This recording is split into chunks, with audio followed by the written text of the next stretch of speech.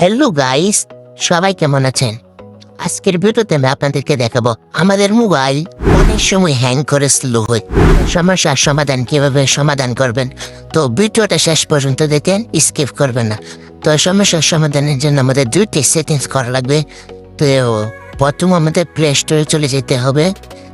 Play স্টোরে আসার পর উপরের লোগো আইকনে একটি ক্লিক করতে হবে। ক্লিক করার পর এখানে ম্যানেজ অপশনটিতে একটি ক্লিক করতে হবে। ক্লিক করার পর ম্যানেজ আবার অপশনটিতে একটি ক্লিক করতে হবে। ক্লিক করার পর দিস সার্ভিস অপশনটিতে একটি ক্লিক করতে হবে। তারপর নোট অপশনটিতে একটি ক্লিক করতে হবে। ক্লিক করার পর দেখেন গাইস, আপনাদের ফোনটি কেনার পর যতগুলো অ্যাপ্লিকেশন ইনস্টল করেছেন সব অ্যাপ্লিকেশন এখানে দেখা শো করবে। তো আপনারা কী করবেন, এখানে সব অ্যাপ্লিকেশন ডিলিট করে দেবেন। এখানে সিলেক্ট করে সবগুলো অ্যাপ্লিকেশন এখান থেকে সিলেক্ট করে উপরে ডিলিট এখানে ক্লিক করলে অ্যাপ্লিকেশনগুলো ডিলিট হয়ে যাবে। তো দ্বিতীয় সেটিংটা হলো আমাদের গুগল ক্রোমে যেতে হবে। গুগল ক্রোমে আসার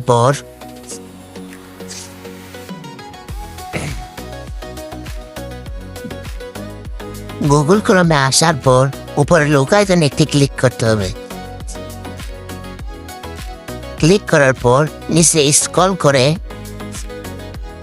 স্ট্রিট সেটিংস অপশনটিতে একটি ক্লিক করতে হবে। ক্লিক করার পর নিচে একটু স্ক্রল করবেন। স্ক্রল করার পর দেখবেন ডিলেট স্টুডেন্ট অপশনটিতে একটি ক্লিক করতে হবে। ক্লিক করার পর দেখেন গাইস, আপনারা গুগল ক্রোম থেকে যতগুলো কাজ করেন সবগুলো কাজ এখানে জমাতে হবে। তো আপনারা কী করবেন, এখান থেকে একেবারে ডিলিট করে নেবেন। তো মেয়ারটা কীভাবে ডিলিট করতে দেখাই দিচ্ছি। তো এখানে ডিলিট অপশন ডিলিট নামে একটা অপশন এখানে ক্লিক করবেন। তো এগুলো ডিলিট হয়ে যাবে, ডিলিট হয়ে গেছে। আপনারা সেম প্রসেসে সবগুলো ডিলিট করে দেবেন। তো আপনারা আমি যেভাবে কাজটি দিয়েছি এভাবে আপনি সেম কাজটি করলে আপনাদের মোবাইল 100% আগে চেয়ে দ্বিগুণ ফাস্ট হবে।